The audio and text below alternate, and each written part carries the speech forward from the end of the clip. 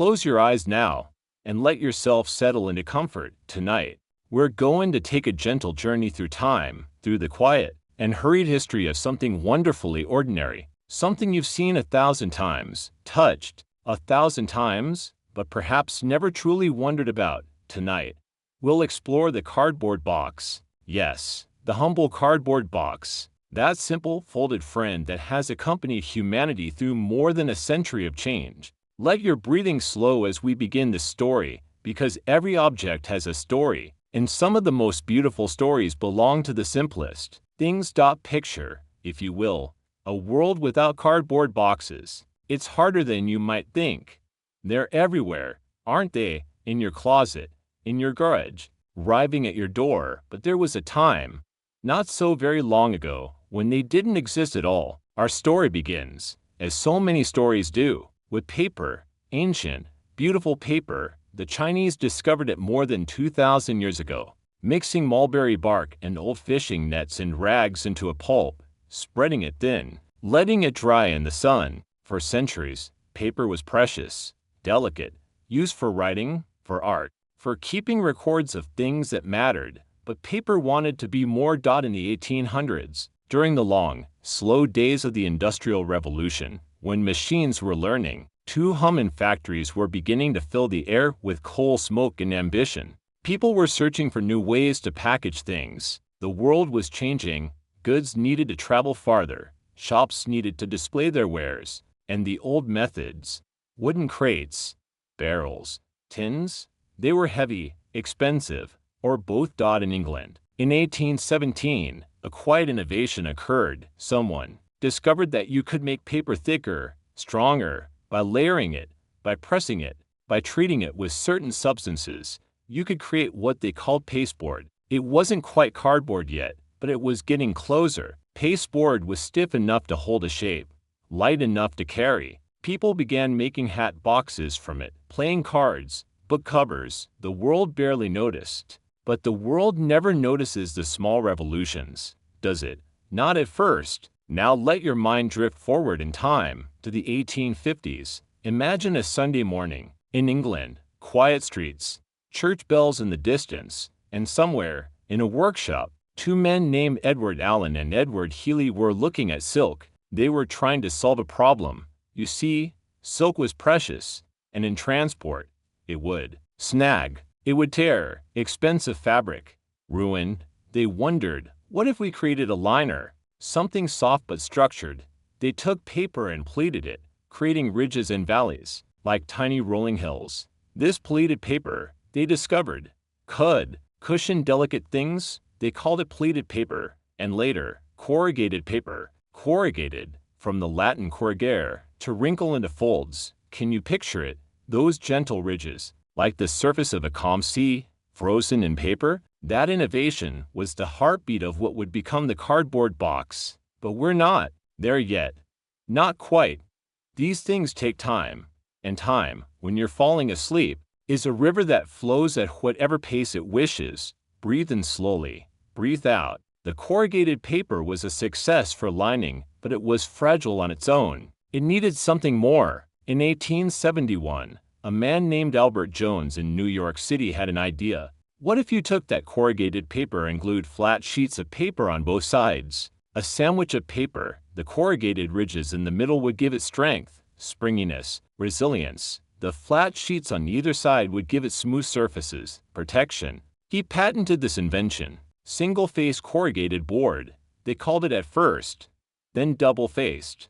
The paper was becoming stronger, more purposeful, but these were still sheets, flat expanses of corrugated cardboard. People were using them to wrap things, to line things. Someone had to look at these sheets and imagine something new. Someone had to imagine a box. In Scotland, in 1856, even before the corrugated innovation, another small revolution had occurred. Two men created the first cardboard box structure for shipping. It was flat cardboard, not yet corrugated, simple, practical, made to be cut and folded. But the world wasn't quite ready for it. The world needed time to catch up to its own innovations. Let yourself drift now, as we drift forward in time. It's 1890. Picture Brooklyn, New York, The streets are filled with horse-drawn carriages, gaslight flickers in windows, and a man named Robert Gair is running a paper bag factory. Paper bags were tremendously important then. How else would you carry your purchases home from the shop? One evening, something went wrong. It happens, doesn't it? A metal ruler in his printing press shifted. It was supposed to crease the paper bags. Instead, it cut them. Gair stopped the machine, annoyed at the waste. But then, he paused. He looked at the cut paper, and he thought, what if that's not a mistake? What if you could cut and crease cardboard in one operation? Cut the outline of a box, score the fold lines, all at once? Then the box could lie flat and neat and stackable until the moment you needed it. And then, with a few quick folds, a box would bloom into existence. He called it the pre-cut cardboard box, and everything changed. Well, not everything, not all at once. Change rarely works that way, but slowly, gradually, like dawn spreading across a sleeping landscape, the cardboard box began to appear in the world. Bakeries used them for pastries, shops used them for hats, for shoes. They were lighter than wooden crates, cheaper, easier to store when not in use. By the early 1900s, the cardboard box was becoming ordinary, and isn't there something beautiful about that? About an innovation becoming so successful, so useful, that it disappears into the fabric of everyday life. Think about how many cardboard boxes you've seen in your life. Thousands, tens of thousands. Each one was part of this story.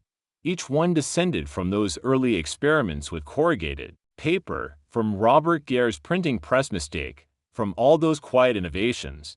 The Kellogg company started using cardboard boxes for cornflakes in the early 1900s. The flakes stayed fresher, crisper. You could stack the boxes neatly on shelves. You could print colorful designs on them, recipes, puzzles, little toys. The cardboard box became not just a container but a canvas, a way to communicate, a way to say, this product inside is worth your attention. Let your jaw relax. Let your tongue rest gently in your mouth. There's nowhere you need to be right now, except here, listening, drifting. Picture a general store in 1910. Wooden floors at creek, the smell of coffee and spices, and on the shelves, among the barrels and glass jars, these new colorful boxes appear, Quaker oats in a cylinder, Nabisco crackers in rectangles, each box designed to catch the eye, to make you reach for it. The boxes were so new that people weren't quite sure what to do with them when they were empty. Some people threw them away, others saved them. A nice sturdy box. You could store things in it, buttons and thread, important papers, small treasures. Children discovered that boxes made excellent toys. A small box could become a bed for a doll. A larger box could become a fort, a house, a train car. The box didn't need batteries, didn't need instructions. It simply existed, waiting to be transformed by imagination.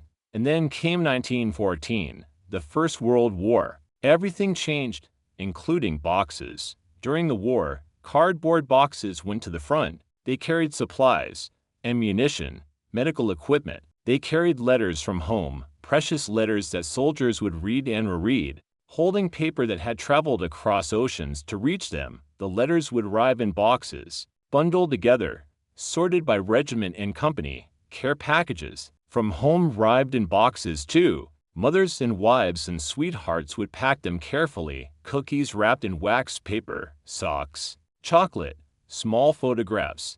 Everything nestled into a cardboard box, sealed and addressed to somewhere in France or somewhere in Belgium. The boxes would travel by ship, by train, by wagon. Many arrived battered but intact. Some never arrived at all, but the ones that did.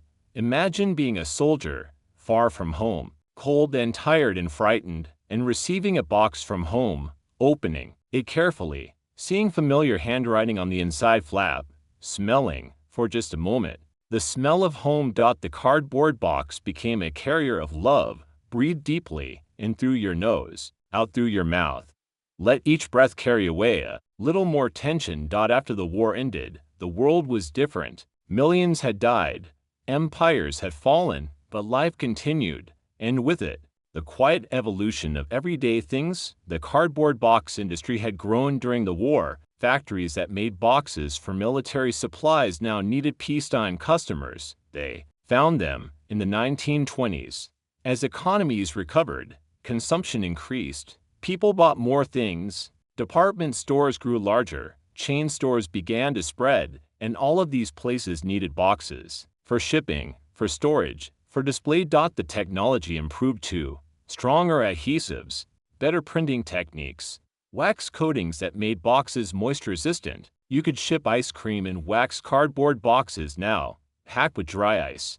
You could ship fruit from California to New York. The fruit nestled in corrugated cardboard that cushioned it against the jostling of rail cars. The box was becoming more versatile, more capable. In 1929, the stock market crashed. The Great Depression began, and paradoxically, this was good for the cardboard box industry. When money is scarce, affordability matters. Wooden crates were expensive, tin containers were expensive, but cardboard boxes were cheap. Businesses shifted to cardboard packaging. Consumers made do with less, saved everything they could. A good sturdy box wasn't thrown away anymore. It was kept, reused, repaired if necessary. Boxes held the belongings of families who lost their homes, who moved in search of work, who made do with less and less. There's a way to that, isn't there? Thinking about boxes holding the possessions of people who had lost everything else, but also a strange lightness, because at least the boxes were there. At least there was something to hold and carry and organize the pieces of a broken life. Let your body sink deeper into whatever surface supports you.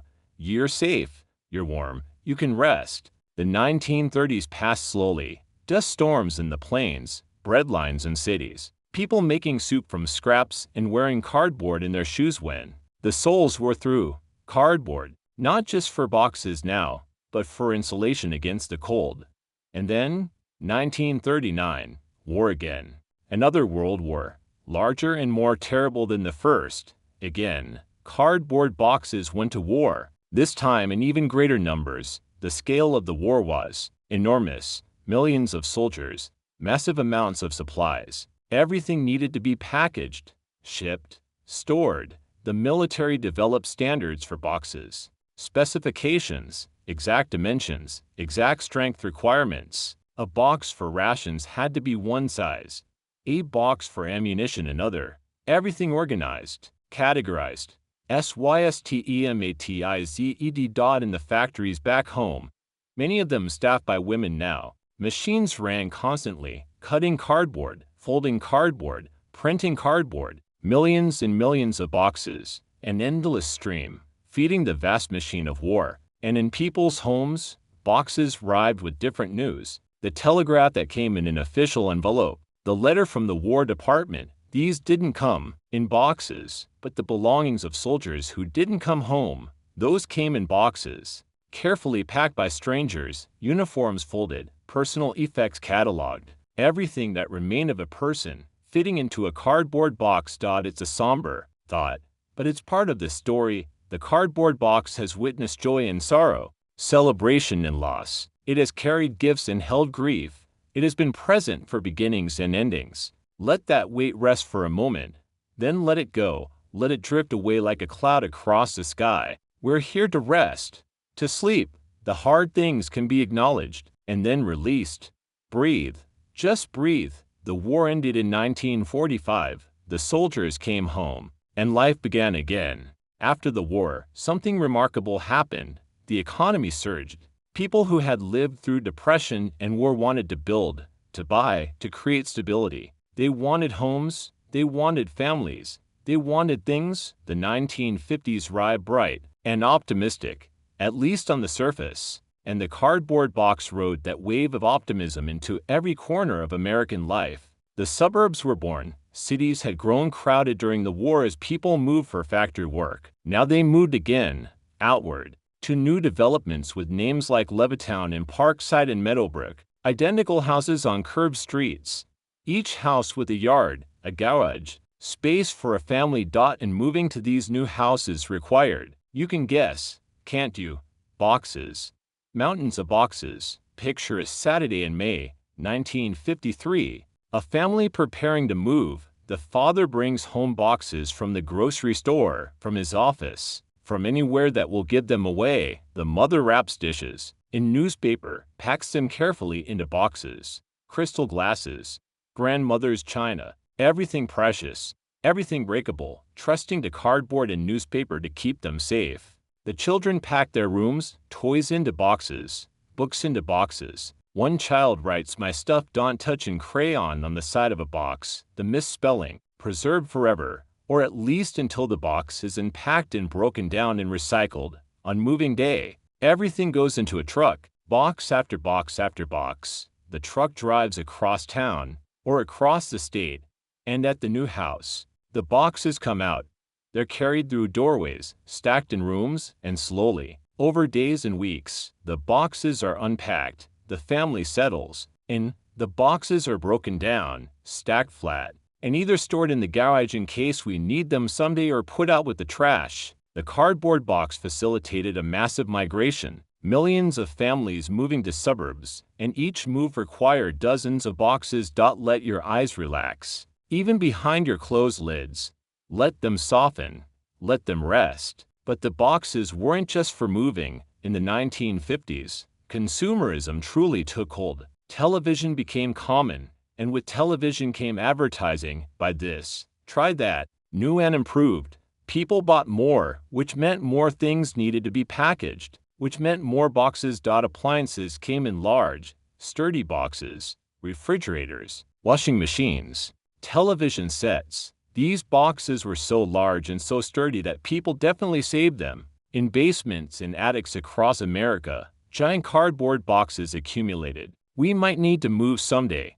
We might need to ship this if it breaks. The kids like to play in them. The children did like to play in them. A refrigerator box could become anything: a spaceship to Mars, a submarine diving to the ocean floor, a castle under siege. Children would cut windows and doors, would decorate the interior with crayons or paint, would spend entire afternoons inside, lost in imagination. There's something pure about that, about a box becoming a portal to another world. No screens required, no batteries, just cardboard and imagination. In the business world, standards were developing. The shipping industry realized that efficiency required standardization. If every company made boxes in random sizes, shipping and storing became chaos. But if boxes came in standard sizes, you could stack them efficiently. You could plan how many would fit on a pallet, in a truck, in a warehouse. Engineers studied boxes. They performed compression tests.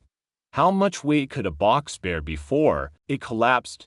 It depended on many factors: the quality of the cardboard, the flute size, those corrugated ridges inside, the humidity of the environment, the way the boxes were stacked. They developed formulas. The McKee formula for compression strength. Sounds dry and technical, doesn't it? But think about what it means. It means that someone cared enough about cardboard boxes to study them, to understand them, to make them better. Every innovation, no matter how small, represents someone's attention, someone's effort, someone's dedication to improvement. Let that thought settle gently. Let it remind you that there are people everywhere, right now, working on small improvements, making things a little better. And maybe that's enough. Maybe that's how progress actually happens. Not in great leaps, but in countless small refinements. Breathe in possibility. Breathe out doubt. The 1960s arrived with new energy. A young president spoke of new frontiers. Space exploration captured imaginations. And on the ground, in everyday life, the cardboard box continued its quiet evolution. The regular, slotted container became the standard design. You've seen it thousands of times. Two outer flaps that meet in the middle. Two inner flaps that tuck underneath. Close the outer flaps. Add tape, and the box is sealed. Simple, elegant, effective. But there were variations too. Boxes with full, overlap flaps for extra strength. Boxes with die-cut handles. Boxes with perforated tear strips for easy opening. Each variation designed for a specific purpose. The printing on boxes improved dramatically. Flexographic printing allowed for clearer images, brighter colors, A cereal box could have a cartoon character that looked almost three-dimensional. A shipping box could have detailed instructions printed right on it. This end up fragile, keep dry. Companies realized that the box was a marketing opportunity. Even shipping boxes, even plain brown corrugated cardboard, could carry a brand. Company logos appeared on tape, on labels, printed directly on the cardboard. Around the world, different countries developed their own box cultures. In Japan, where space has always been precious, boxes were designed for maximum efficiency. Origami meets engineering, a box that could be assembled in 3 seconds. A box that, when empty, folded absolutely flat, taking up almost no space. The Japanese brought to boxes the same attention to detail they brought to everything: precision, elegance, the sense that even a simple object deserves to be designed properly. In Italy, boxes became canvases for design. The pizza box, in particular, became iconic. White paperboard with red check patterns, images of chefs tossing pizza dough high in the air, maps of Italy with little icons showing regional specialties. The pizza box became so associated with casual dining, with comfort food, with gathering with friends, that just seeing one could make you hungry. Someone, somewhere, designed the little plastic tripod that sits in the center of a pizza to keep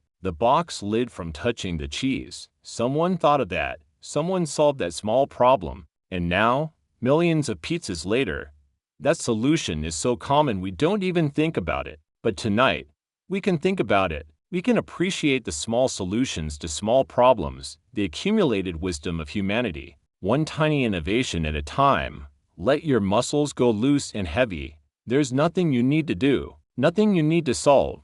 Just rest. The 1970s brought a shift in consciousness. People began to look around at what they had built, at what they had consumed, and some began to ask, at what cost? The first Earth Day was celebrated in 1970. Millions of people participated, and one of the things they talked about was waste. All the things we use once and throw away: paper plates, plastic bottles, and yes, cardboard boxes. Landfills were filling up, forests were being cut down, and for what? So we could have convenient packaging that we use for a few minutes and then discarded? But here's where the story of the cardboard box takes a hopeful turn, because cardboard, it turned out, was one of the most recyclable materials we used. Paper fibers could be pulped and reformed. A box could have a second life, a third life, a fourth. The recycling symbol appeared, 3 arrows chasing each other in a triangle, an elegant design. The arrows represent the continuous cycle: collect, recycle, reuse, collect, recycle, reuse. Round and around, people began to separate their trash. Cardboard in one bin, glass in another, plastic in another. It required effort, attention, care. But many people were willing to do it, were eager to do it. It felt like action, like making a difference. Recycling plants expanded. Technology improved for processing used cardboard. The fibers could be separated, cleaned, reformed into new paper products, sometimes into new boxes, sometimes into other paper products. The fibers would get shorter each time they were recycled, but they could be reused multiple times before they became degraded. There's a beauty in that circular process, isn't there? Material not as something to extract, use, and discard, but as something to steward, to use and reuse again, until finally, when the fibers are too short, the cardboard can biodegrade, returning to the earth. From tree to box to recycled box to paper to soil. A cycle that respects materials, that recognizes that resources are limited, that we need to be thoughtful about how we use what we have. Breathe in gratitude for the earth, breathe out respect for resources. Companies began to advertise their recycled content, made from 30% recycled materials, 100% recyclable. These weren't just empty claims, they were responses to consumer demand. People wanted to feel that their choices mattered, that by choosing products in recyclable packaging, they were helping, even in a small way, and they were helping. Recycling cardboard saves trees, saves water, saves energy. The numbers are significant. Making cardboard from recycled fibers uses about 75% less energy than making it from virgin pulp. uses far less water, creates less pollution. So every time you broke down a box and put it in recycling, you were participating in something larger than yourself. You were part of a cycle, part of a system that was trying, however imperfectly, to be more sustainable. Not everyone recycled, of course. Not every community had recycling programs, and even today, the system isn't perfect, but the effort matters, the intention matters. The slow cultural shift towards seeing waste not as someone else's problem but as everyone's responsibility, that matters. Let yourself feel part of that, part of the collective human effort to do better. You don't have to be perfect. None of us are, but the trying, the attempting, the small actions, they accumulate. They matter. Your breathing is slow, now, deep and slow, like waves on a peaceful shore, rolling in, rolling out, in, out. Rest in that rhythm. The 1980s arrived, bright colors, bold designs, excess and exuberance, but underneath the flash, the work of sustainability continued, quietly, steadily. Corrugated cardboard manufacturers worked on ways to use less material while maintaining strength. Thinner walls, engineered to support just as much weight. Less material meant less cost, which businesses liked, but also less environmental impact. The fluting patterns evolved, different flute sizes for different purposes.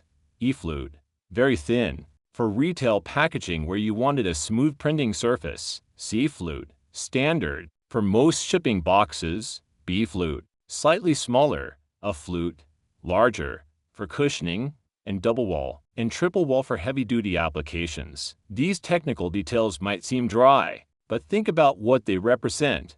They represent optimization, the search for the perfect solution for each specific need. Not too much, not too little, just right. Like Goldilocks and the Three Bears, but with cardboard. That thought might make you smile, or maybe you're too relaxed to smile. Either is fine. Sleep is approaching, or maybe it's already here, and you're drifting in that pleasant space between waking and sleeping where thoughts become dreamlike, where the boundaries blur. The boxes kept coming throughout the 80s. Moving boxes, shipping boxes, storage boxes. They had become so integrated into life that no one thought about them much.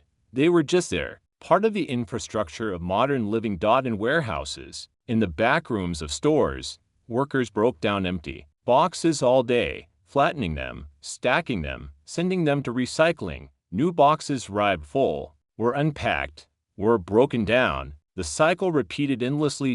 Think about the millions of people whose jobs involved boxes. Packing them, unpacking them, driving trucks full of them, designing them, manufacturing them, recycling them, an entire ecosystem of human activity, all revolving around corrugated cardboard. And most of these people probably never thought of their work as historical, as meaningful. It was just a job, just work, but every job is part of the larger tapestry. Every person contributing, in their way, to the functioning of society. The person who packed your last delivery with care, they probably didn't think about you much. They had many boxes to pack that day, but for a moment, their attention was on your order, making sure it was correct, making sure it was protected, and then, into a box it went.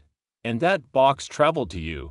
There's a connection, there, invisible but real, between the packer and the receiver. Between strangers who will never meet, mediated by cardboard. Rest in that knowledge, that we're all connected, that we all depend on each other, that countless unseen people make our daily lives possible, and in turn, we do the same for others. Let gratitude fill you, or let it pass by like a cloud, whatever feels right. There's no wrong way to rest. The 1990s dawned, the Soviet Union had collapsed, the Cold War was over. And something new was beginning, something that would change everything. The internet. At first, it was mostly universities and researchers, then bulletin board systems, primitive, compared to what would come.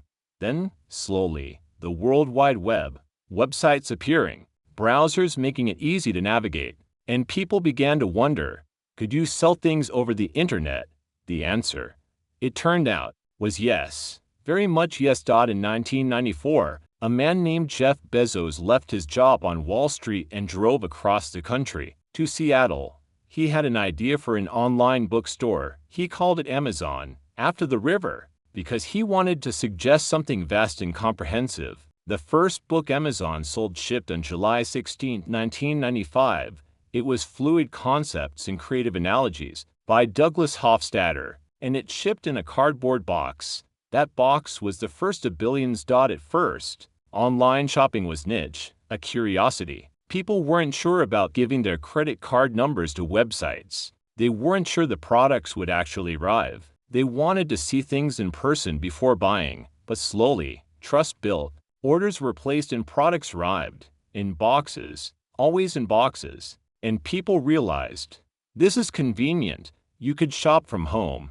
At any hour, products would arrive at your door in a few days. Amazon grew. Other companies followed.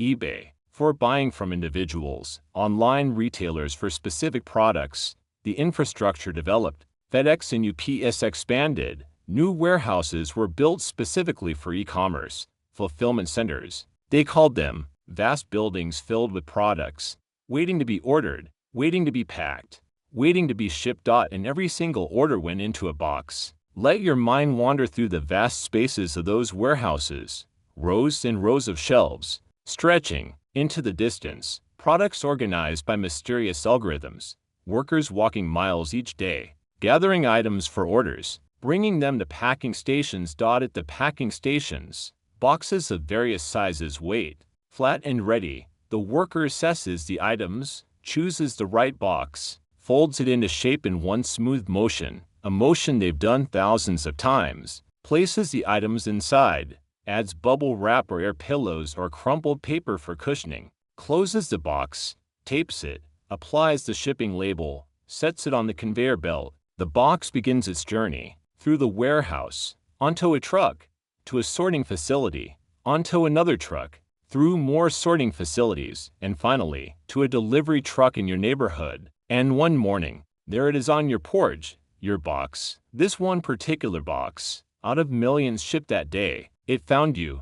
The 2000s accelerated the trend. The internet was everywhere now. Fast connections. People shopping online not just for books but for everything: clothes, electronics, furniture, groceries. If it could be shipped, someone would buy it online. In Amazon was perfecting the art of the box. They studied it scientifically. What size boxes should we stock? They created algorithms to determine the optimal box size for any combination of items. Too small and items wouldn't fit, too large and they were wasting cardboard and shipping space. Just right meant efficiency.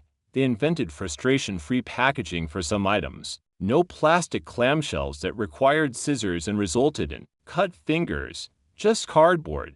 Easy to open, easy to recycle, and they put that smile on their boxes. The arrow that goes from A to Z, suggesting they sold everything from A to Z, but it also looks like a smile, a friendly smile. The box happy too. See you. It was brilliant marketing. The brown Amazon box became iconic. You'd see them on porches across America, stacked by the recycling bins, in people's cars as they ran errands. The box as a status symbol. In a way, evidence of purchases, of consumption, of participating in the modern economy. Some people began to accumulate boxes faster than they could, recycle them, orders arriving daily, sometimes multiple orders per day. The box is piling up. There were jokes about it, memes, pictures of living rooms filled with empty Amazon boxes. I should really deal with these. But more orders would arrive first. The convenience was addictive. See something you want, click a button, it arrives in 2 days. Then one day, with Amazon Prime, sometimes the same day, the gap between wanting and having collapsed, and every transaction generated a box. Think about how many boxes have arrived at your home. Can you even estimate? Dozens, hundreds, each one making a journey, each one fulfilling a desire, each one briefly important, then empty, then recycled to become something else. Your eyelids are so heavy now, you can barely keep them closed. They're so relaxed. Or maybe that doesn't make sense. But it doesn't have to make sense. You're drifting. The words are just sounds now, a gentle murmur, and you can let them fade into the background. The 2010s brought even more change. Smartphones meant people were shopping constantly, on the couch, on the bus, lying in bed, tap, tap, buy a box. Would arrive. New companies emerged, subscription boxes, for food, for cosmetics, for books, for pet supplies. Regular boxes arriving on a schedule, the box becoming a source of delight. What will be in this month's box? The element of surprise. Even though you signed up for it yourself, unboxing became entertainment. People made videos of themselves opening packages. Millions of people watched these videos. The anticipation, the reveal, the examination of each item, the packaging itself became part of the experience. Companies responded. They made their boxes more beautiful, more Instagrammable, colorful tissue paper inside, thank you notes, stickers. The box is part of the brand experience, not just a shipping necessity. And through all of this, through the explosion of e-commerce, the humble cardboard box adapted. Manufacturers created boxes specifically for e-commerce, stronger, to handle the automated sorting systems, designed to be easy to pack quickly, designed to be easy to open, designed to be just different enough to stand out among all the other boxes arriving at someone's door. The box became more than packaging. It became communication, experience, brand, but underneath all the innovation and marketing, it was still just cardboard, still just paper fibers, corrugated and glued, still just a container to protect what's inside and carry it from here to there. And there's something comforting in that, isn't there? That even as technology races forward, even as the world becomes more complex and digital and virtual, we still need physical boxes. We still need simple, tangible, real things. Breathe that in. The realness of physical objects, the solidity of them. You're a physical being in a physical world. And that's okay. That's good. Let yourself be here, in your body, breathing, resting. The 2020s arrived with a jolt. A pandemic that changed everything. People stayed home, and they ordered online. The volume of boxes exploded. Delivery drivers worked overtime. Warehouses ran 24/7s. The manufacturers of cardboard boxes couldn't keep up with demand. There was actually a cardboard shortage at times. Imagine that. Too much demand for boxes. Every day, trucks filled with boxes moved through neighborhoods, porches filled with deliveries. The cardboard box became essential infrastructure, not just convenient but necessary. And people noticed, perhaps for the first time, how much they depended on boxes, on the people who made them, packed them, delivered them. During those strange months and years, a box arriving at your door might contain essentials, groceries, medicine, toilet paper. During that odd period when it was scarce, the box was a connection to the outside world, a reassurance that systems still worked, that you could get what you needed. There was anxiety, too, about the virus. Could it survive on cardboard? People left boxes in their garages for days before opening them, wiped them down with disinfectant. Eventually, science said the risk was low, but the anxiety lingered. The box, usually so neutral, became charged with concern, and also with gratitude.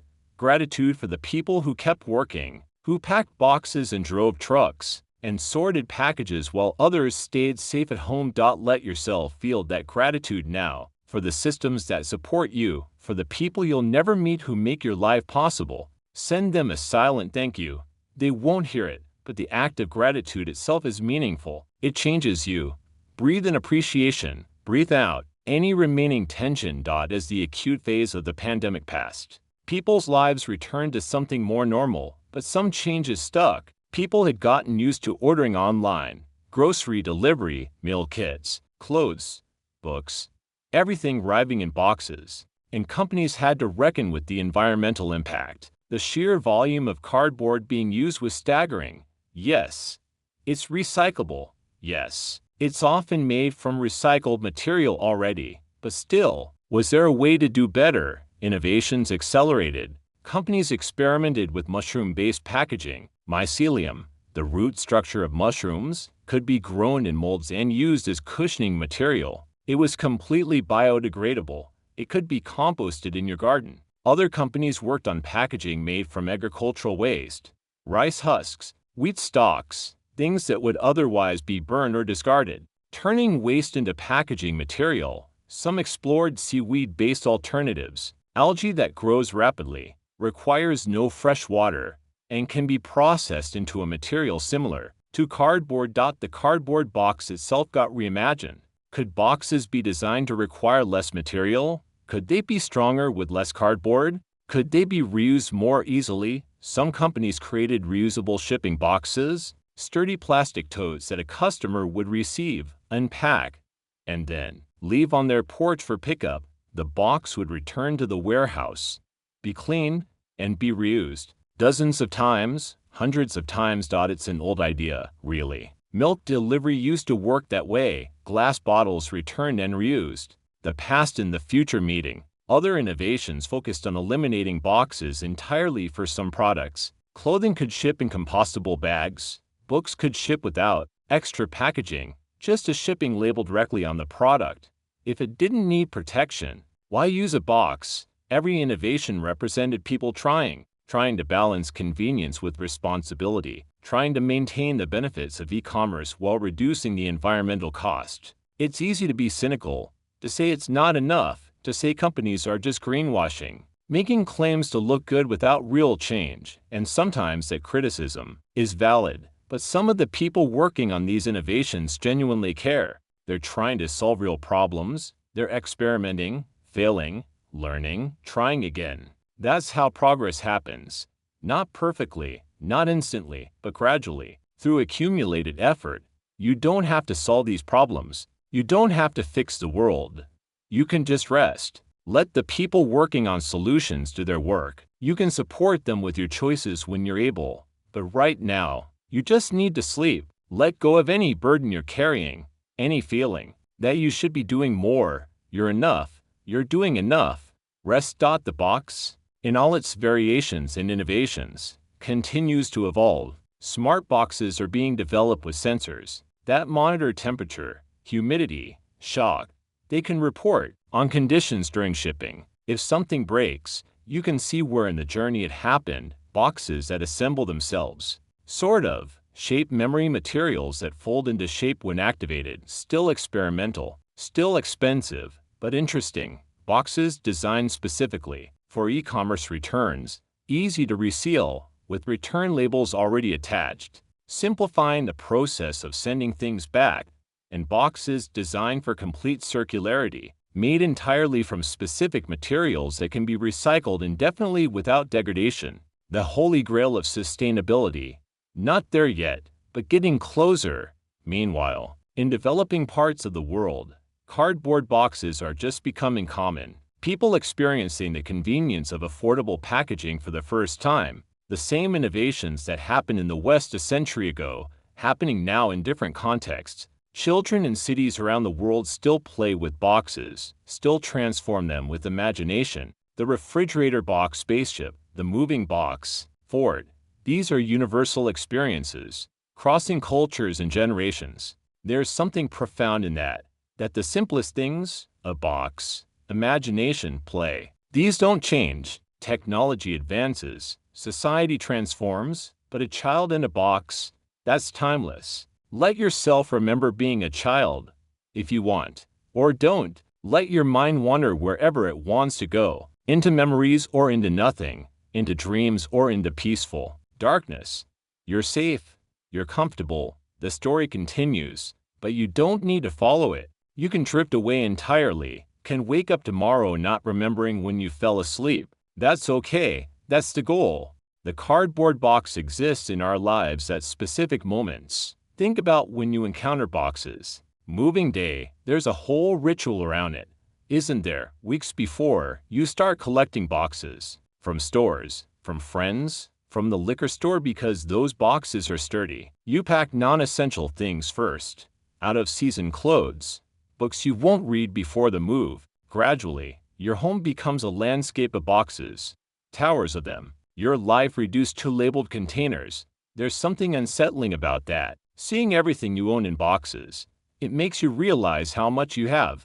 How much is just stuff, things you forgot you owned, things you haven't used in years. Many people use moving as an opportunity to purge, to donate, to throw away, to simplify. The boxes help with that. They make you confront what you have. They make you pick up each item and decide, is this worth packing? Is this worth unpacking in my new place? Sometimes the answer is no. And there's a freedom in that, in letting go. Moving day itself is exhausting, carrying boxes, loading them and loading them. Your muscles ache. You wonder if you'll ever see the bottom of all these boxes, if you'll ever feel settled again, but gradually, you do.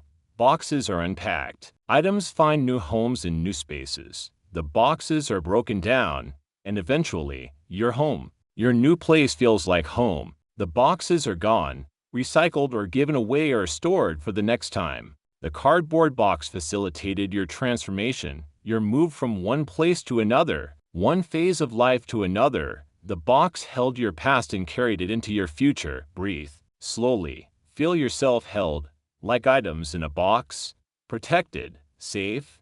Then there are holiday boxes. December, for many people, means packages, gifts being shipped to family and friends far away, the pleasure of choosing something for someone, of wrapping it, of writing their address on a box, and the anticipation when packages arrive for you, seeing a box on the porch, knowing it's a gift, but not yet knowing what, the deferred gratification, waiting until the holiday to open it. Some families have traditions around this. The box is wrapped in more paper, hidden under the tree, or opened immediately, but the contents saved for later.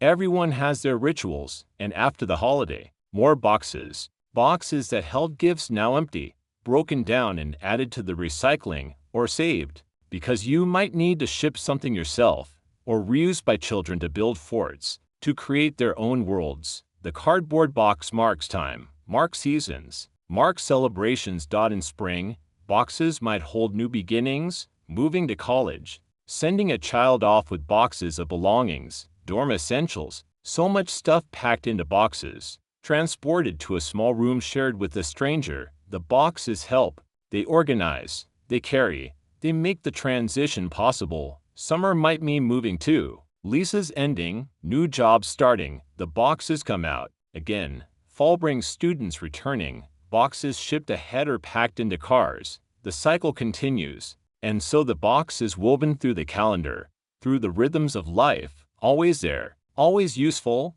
rarely noticed. Let yourself drift through your own memories with boxes. Don't hold onto them too tightly, let them come and go like clouds.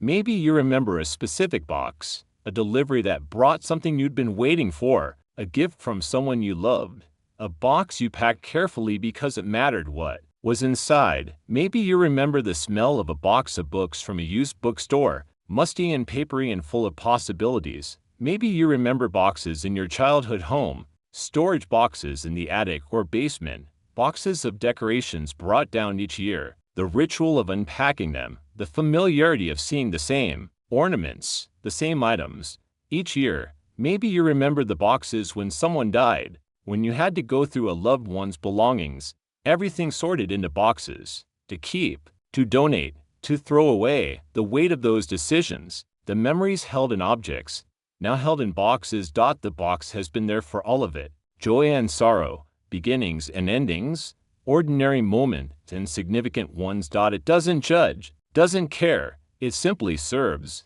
simply holds, simply protects, and then, its job done, it's recycled into something new. There's a lesson there, maybe, about service without expectation, about doing your job and then letting go, about being useful without needing recognition. The box doesn't need you to appreciate it, but you can, if you want. You can feel gratitude for the simple object that has made your life easier in countless small ways, or you can just sleep, can let these thoughts dissolve, can sink into rest, into peace, into the quiet darkness behind your eyes. Your breathing is so slow now, deep and even. Your body is heavy and relaxed. You might already be asleep, dreaming that you're still listening. That's okay. That's good. The words will continue, but they're not really for you anymore. They're just sounds, just a gentle backdrop for your sleep, like a lullaby, like rain, like breathing. The box in art and philosophy. 115 to 135 minutes. Artists have always been drawn to everyday objects, to the mundane, because there's beauty in the ordinary, if you know how to see it. Andy Warhol painted soup cans, Brillo boxes. He took images of mass-produced consumer goods and turned them into art, said that art could be anything, that the boundary between commercial and fine art was arbitrary. His Brillo boxes sculpture, plywood boxes covered in silk-screened images of Brillo soap pad boxes, exact replicas of the cardboard boxes you'd see in a store, but made permanent, made art. People argued about whether they were really art, if they looked just like the commercial boxes. What made them different? What made them art? But that was the point, to question what art is, to make people think about the objects around them, to see them differently. The cardboard box as art object, the cardboard box as worthy of attention, of contemplation. Other artists have worked with actual cardboard, sculptors creating intricate works from cut and folded cardboard, buildings, figures, elaborate scenes, all from this humble material. There's something democratic about cardboard as an art medium. It's cheap, accessible. You don't need expensive materials or tools, just cardboard and knife, glue. Anyone can work with it. And when the art is done, when it's served its purpose, it can be recycled, can return to being something useful again.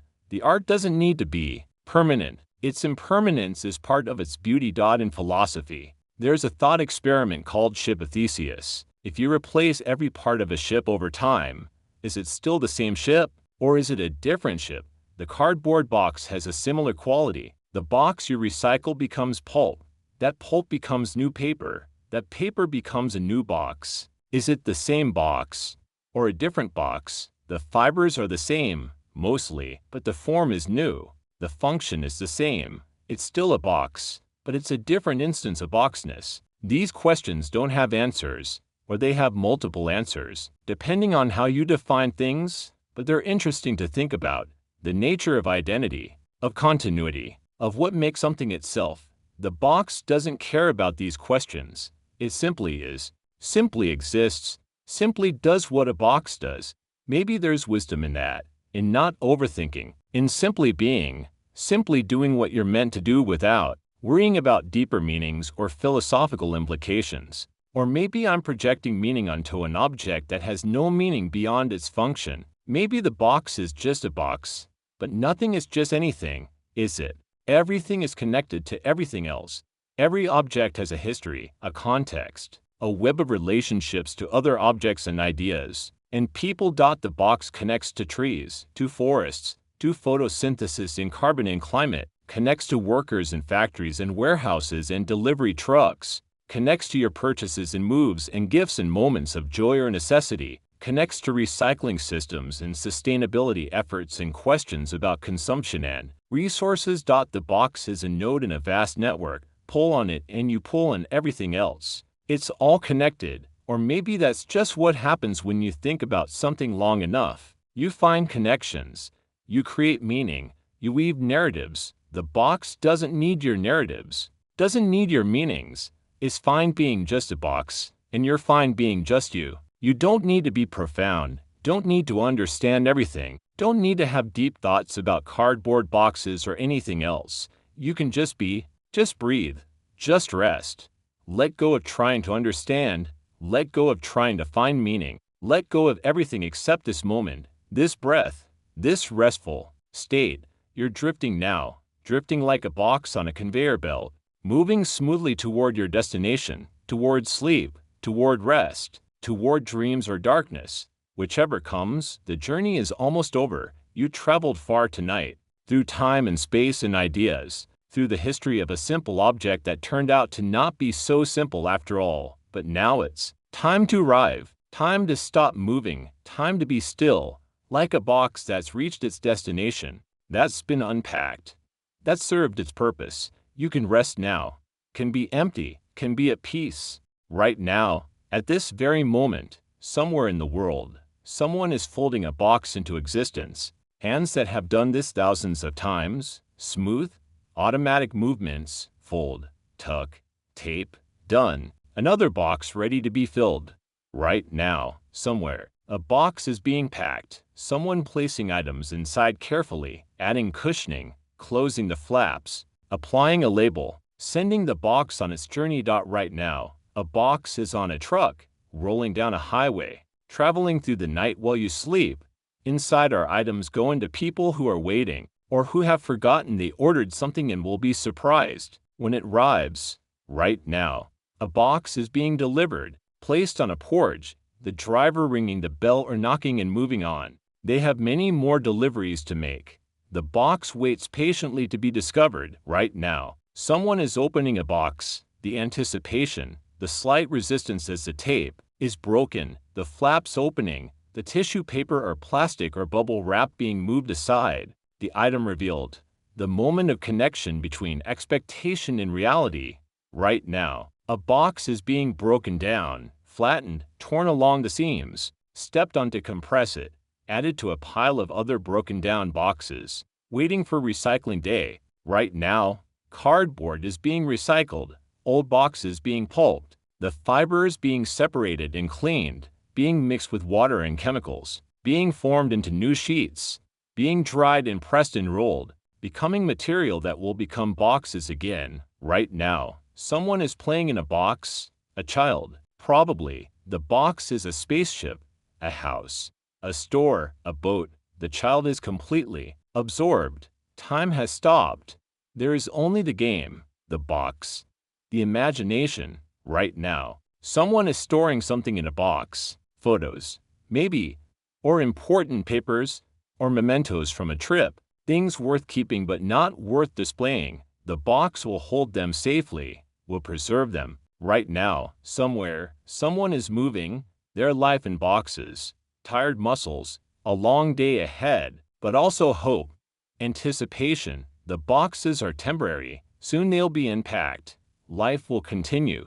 The boxes are just a bridge from here to there. All of this is happening right now. This vast ecosystem of boxes, this global system of packaging and shipping and delivering and recycling, millions of boxes in motion, billions of boxes existing, each one part of someone's story, and you are part of it too. You have your own history with boxes, your own experiences, your own memories. But right now, in this moment, you don't need to think about that. You don't need to think about anything. You can just be here, be now, be breathing, be resting, be drifting into sleep or already asleep and dreaming this.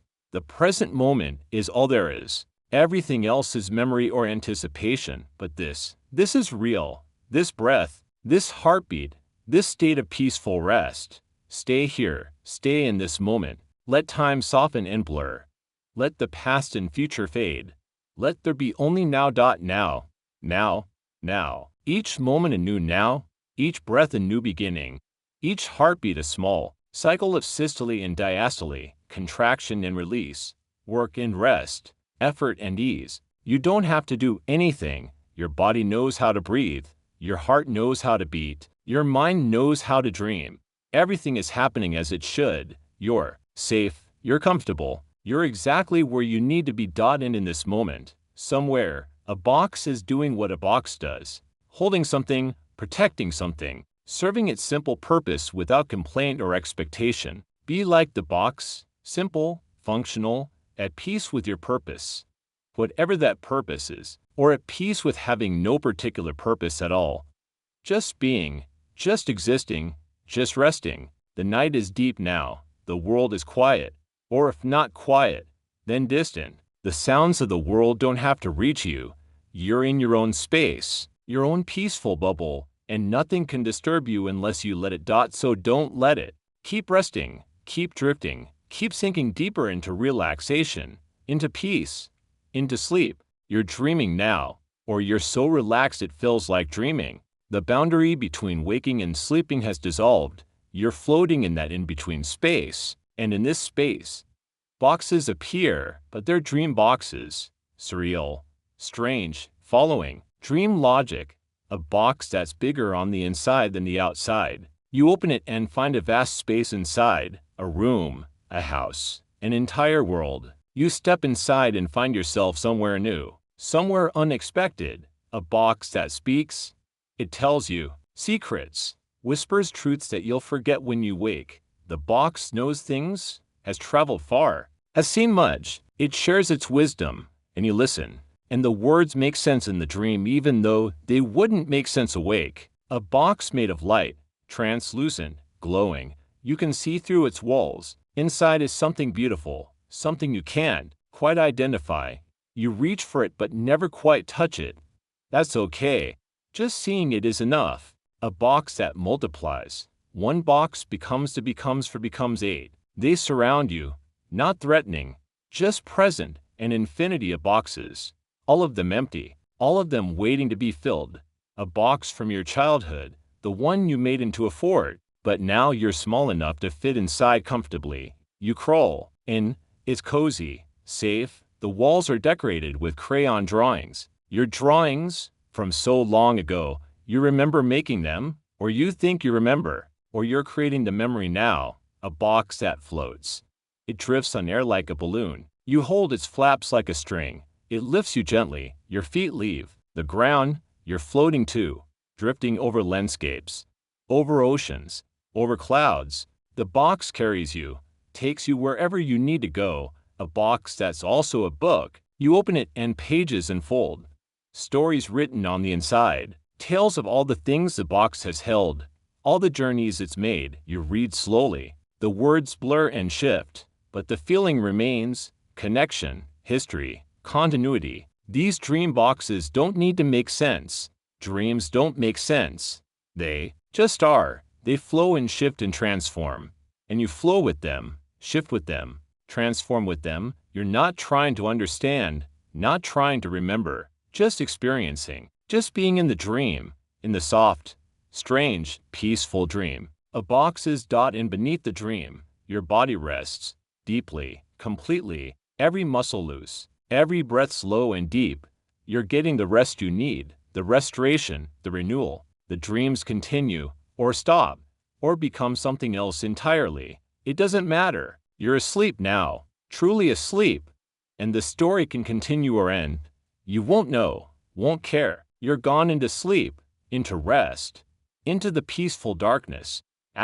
But perhaps you're still here, still listening, still drifting in that pleasant space between sleeping and waking. That's fine too. The story continues, the words continue, a gentle companion for your rest. Let's think about simplicity, about basic things. The cardboard box is simple, for sides, a bottom, a top. That's it. No complexity, no unnecessary features, just what's needed, nothing more. There's beauty in that, in things that are exactly what they need to be, not trying to be more, not decorated with unnecessary flourishes, just functional, just right. Modern life is so complicated, so many choices, so many options, so much noise and distraction and demand for attention. It's exhausting, but a box is simple. It doesn't demand anything, doesn't need your attention. It just exists, does its job. That's all. Maybe we could learn from that. Learn to be simpler, to strip away the unnecessary, to focus on what's essential, to be like the box, functional, unpretentious, content with being what we are. Of course, we're not boxes. We're complex beings. We have emotions and thoughts and relationships. We can't be as simple as a box, but maybe we can aspire to that kind of simplicity in some ways. To do what we do without needing applause, to serve without needing recognition, to be useful in quiet ways. Or maybe I'm overthinking again, projecting human qualities onto an inanimate object. The box doesn't care about any of this, doesn't have aspiration or lessons. It's just cardboard.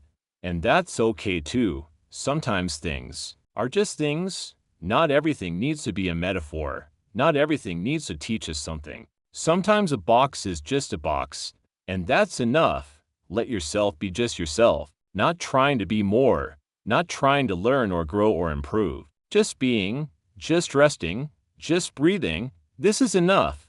You are enough, right here, right now, just as you are. The box doesn't judge you, doesn't have expectations. It simply holds what you put in it, accepts what it's given, does its job without complaint, and you can rest without complaint. Can accept this moment, can let yourself be held by sleep, by peace, by the soft darkness.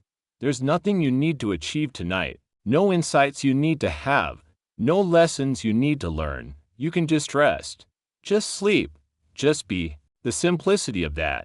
Just being. It sounds easy, but it's actually hard, isn't it? We're always doing, always thinking, always planning or remembering, or worrying or wanting, but right now, you can let all of that go. Can be simple, can be still, can be nothing but breath and heartbeat and rest. Simple, like a box, like the most basic, essential things, breathing, being, resting. That's all. That's enough. That's everything. Asterisk. And so we come back to where we began. To paper, to pulp, to fibers. The box starts as a tree, grows in a forest, photosynthesizing, converting sunlight to matter, growing slowly, ring by ring, year by year, until it's large enough, mature enough, ready. The tree becomes pulp, the pulp becomes paper, the paper becomes cardboard, the cardboard becomes a box, the box serves, holds, protects, travels, rives, and then, when its work is done, the box is recycled, becomes pulp again, becomes paper again, becomes cardboard again, becomes a new box. The circle continues, round and round, material transforming, but never really disappearing, just changing form, changing purpose, but always serving. It's a beautiful system, not perfect. There are losses along the way, some material degrades, some is lost, but most continues, most transforms and serves again, like water cycling through the environment, rain to river to ocean to cloud to rain again, or like breath, inhale, exhale, oxygen to carbon dioxide, plants converting it back to oxygen. The cycle continues. Everything is cycles, everything is transformation, nothing is permanent, everything is in flux. The box understands this, or doesn't understand because it can't understand, but it participates in the cycle. It doesn't resist, doesn't cling to form. When its time is done, it's ready to become something else. Can we be like that? Can we accept change, accept transformation, accept that nothing lasts forever and that's okay? The box doesn't mourn its past forms, doesn't grieve for the tree it once was, doesn't fear becoming pulp again. It simply is what it is in each moment, fully present, fully itself. Right now, it's a box.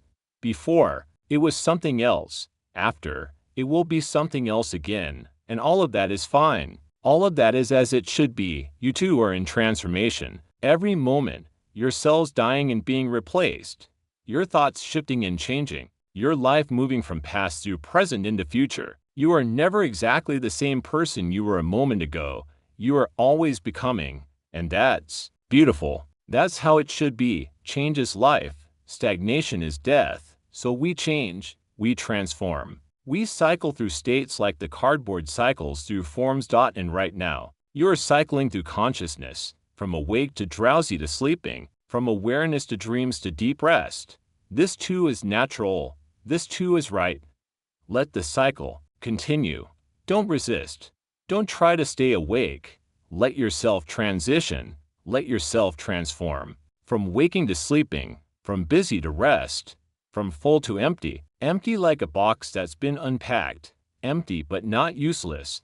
Empty and ready for what comes next. Empty and at peace. The story of the cardboard box is almost told, or it will never be fully told because the story continues, right now, tomorrow, next year. The boxes keep being made, keep serving, keep cycling through their transformations, but our telling is ending. Our journey through time and space and thought is coming to rest, like a box arriving at its destination, like contents being unpacked, like flaps being folded back. We've traveled far tonight, from ancient China and paper-making to Victorian England and corrugated ridges, from Robert Gair's printing press accident to the growth of suburbs. From pizza boxes to e-commerce, from recycling movements to pandemic deliveries, from art and philosophy to dreams and meditations, all through the lens of a simple cardboard box. And what have we learned? Maybe nothing, maybe everything, maybe. It doesn't matter. What matters is that you're here, that you're resting, that you're letting yourself be held by this moment, by this night, by the peaceful darkness of sleep. The box has been our companion, our guide, our focus, but it was really just an excuse.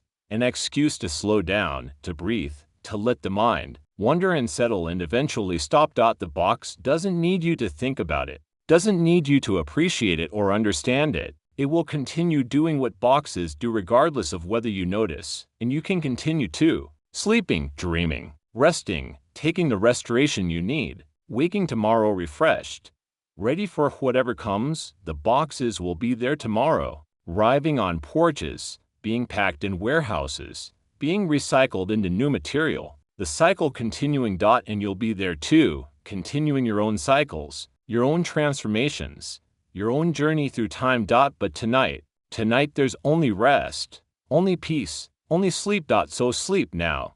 Let go completely. Let the words fade. Let everything fade except the soft, gentle pull of sleep. The cardboard box, in all its simplicity, in all its utility, in all its quiet service, it asks nothing of you now. It has done its job, has held your attention, has given you something to focus on while the deeper work of relaxation happened beneath. And now, job done. It can rest too, and you can rest. Both of you can rest. In peace, in stillness, in the quiet certainty that tomorrow will come and everything will continue. But tonight is for rest. Sleep well, sleep deeply, sleep peacefully. And if somewhere in your dreams a cardboard box appears, a simple brown box, slightly worn, perfectly ordinary, maybe smile, maybe remember this journey, or maybe just accept it as dreams do, without question, without analysis. Just a box, just a dream, just sleep. Everything as it should be. Everything simple, everything right. Sleep now. Rest. Dream. Be at peace. The box holds you, sleep holds you. You are safe, you are comfortable, you are exactly where you need to be, and that's where we'll leave you, held safely, resting deeply, sleeping peacefully. Good night. Sleep well, and may your dreams be gentle, like the softest cardboard, like the quietest unboxing, like the most peaceful moment when a journey ends and rest begins. Good night. Sleep. Rest. Peace.